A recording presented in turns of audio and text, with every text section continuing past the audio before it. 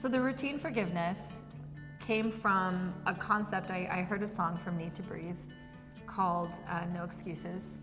And my brain immediately went to what I view as forgiveness, what that actually looks like. And it is a really hard word to digest. And so I really started thinking about, if I were to interpret this into a dance, what would it look like and why?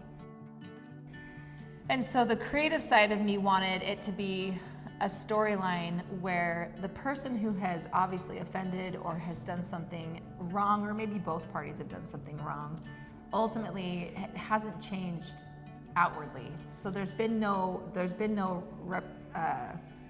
restitution. There's been no restitution, and yet that person, whomever, whether both sides or one, want to become better from it.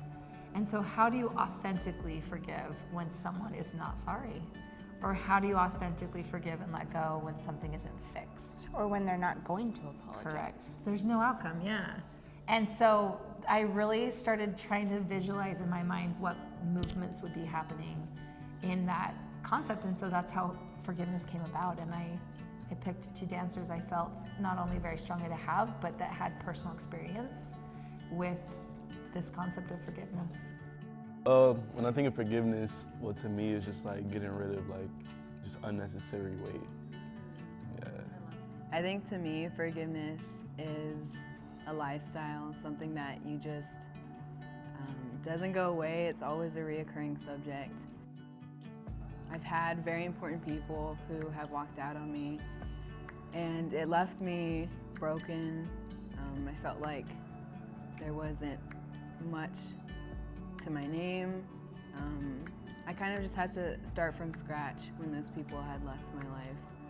And I think specifically when it's someone that should be in your life for the rest of your life, who should be a standpoint of strength and should encourage your self-esteem and should encourage your growth as a young girl growing into a woman, that was really important to me.